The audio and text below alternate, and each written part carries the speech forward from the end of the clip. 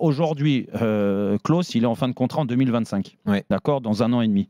Donc, il est à 6 mois, si tu veux, de se retrouver sur sa dernière année de contrat, ou comme c'est maintenant le cas, à 6 mois de la fin de ton contrat, l'année prochaine, donc dans 1 an, il sera libre de s'engager où il veut. Et surtout, il faut le vendre cet été. Exactement. Donc, c'est un moyen de pression. C'est un moyen de pression. Mais l'histoire il pense à l'euro, il néglige l'OM. Mais ça, il faut arrêter le délire. Ça, moi, ils vont pas me dire que l'OM est injuste avec lui. Non, mais les dirigeants vont pas me la faire. Parce que déjà, comment tu peux constater qu'un joueur pense à l'euro? Ça veut dire qu'il te l'a dit. Ça veut dire que... Non, mais oui, parce que... Alors, ça veut dire que dans son casier, il y a marqué Euro en Allemagne en 2024. Il faut absolument que j'y sois. Il a coché les dates de l'Euro et des matchs. Et donc, là, il est en train de se dire, à 6 mois de l'Euro, donc se dire, alors, attends, ce match-là, il ne faut pas que je joue complètement parce que je vais me fatiguer. Celui-là, je vais être suspendu. Celui-là, je vais le jouer à moitié. Ah tiens, celui-là, au mois de mars, je vais commencer à être bon parce que la dernière liste, elle est fin mars. Il y a le rassemblement de mars, effectivement. Voilà. C'est l'échéance aujourd'hui. Il est tellement con à penser à l'euro qu'il se dit, il y a quelques mois, j'y étais pas en équipe de France. Je viens de gagner ma place en équipe de France. Vraisemblablement, il sera titulaire à droite, du moins sur ce qu'on. Mais attention, il y a quand même de la concurrence avec Koundé. Il peut pas se dire tout simplement, c'est pas le moment de se blesser. Je vais pas forcer sur une petite blessure. Il a qu'une chose à se dire. Et vu son parcours, Jean-Louis, où je crois pas une seule seconde les dirigeants marseillais et que je pense juste à un coup de bluff, à une pression particulière. Mais oui, parce que pour le prolonger ou pour qu'il parte, et ça c'est la réalité, parce que aujourd'hui le joueur en question, mais on a vu son parcours. Il est arrivé sur le tard, d'accord ? Il a découvert vraiment le très haut niveau à Lens. Il a fait des saisons fantastiques à Lens qui lui a valu ce transfert très médiatisé quand même à Marseille. Derrière, il est joueur international.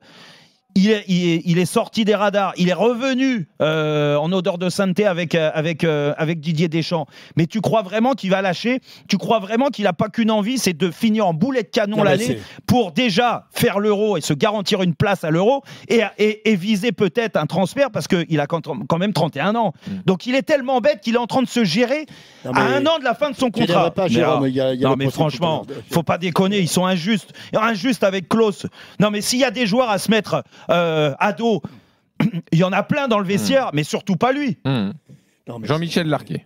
Non, mais c'est une plaisanterie.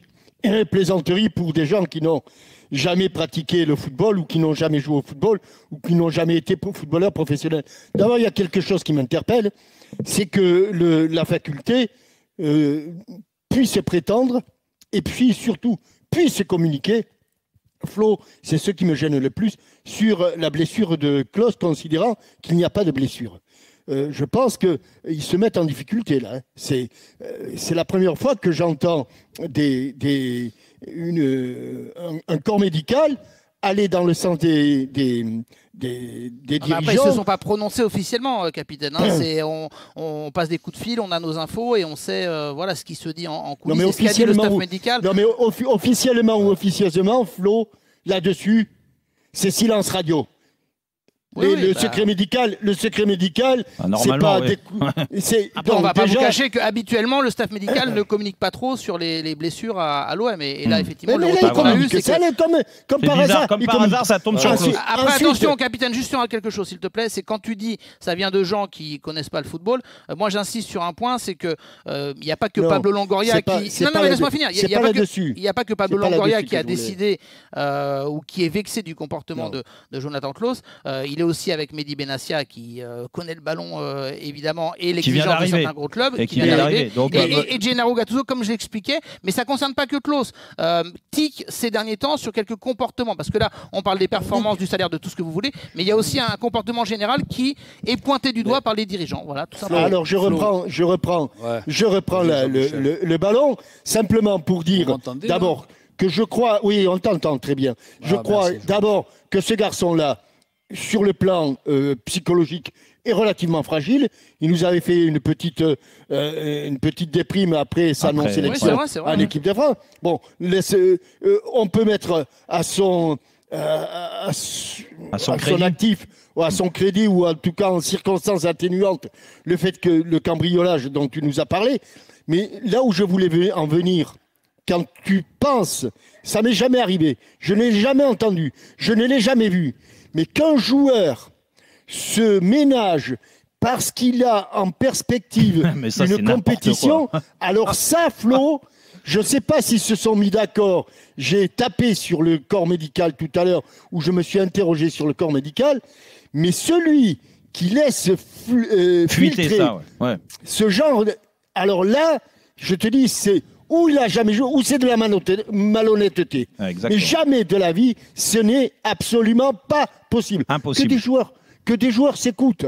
Mais Johan Gourcuff, il n'avait pas besoin d'une échéance pour dire qu'il avait mal devant, qu'il avait mal derrière, qu'il avait mal en haut, qu'il avait mal à moi. Il avait mal tout le temps, lui. D'accord ? Mais juste s'appuyer sur l'Euro de 2024 pour considérer qu'il a mis le frein à main, ça, c'est pas bien. Mais de toute façon, vraiment pas bien. Jérôme et Flo, Pascal avant de donner la parole à Pascal, Flo, je suis désolé, mais Pablo Longoria, il perd les pédales. Moi, je l'ai souvent défendu, mais je suis désolé. Entre la communication, donc là, tout ce qui fuite sur Klose.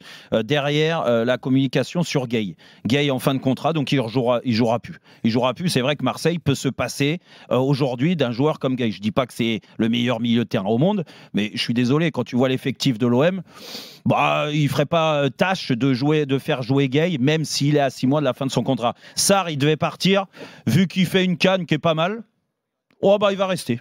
Voilà. Donc en fait, Vitinha, tu l'as laissé tout le mois de janvier parce que en effet, au bout d'un an, tu t'es dit là, ça commence à faire beaucoup. Donc on va lui laisser le mois de janvier pour avoir du temps de jeu. Et on va le juger sur 3-4 matchs. Il n'y avait pas besoin de le juger sur 3-4 matchs. T'as pas besoin. On en a parlé hier d'être dirigeant de l'Olympique de Marseille ou président de l'Olympique de Marseille pour constater que Vitinha, c'est une erreur de casting.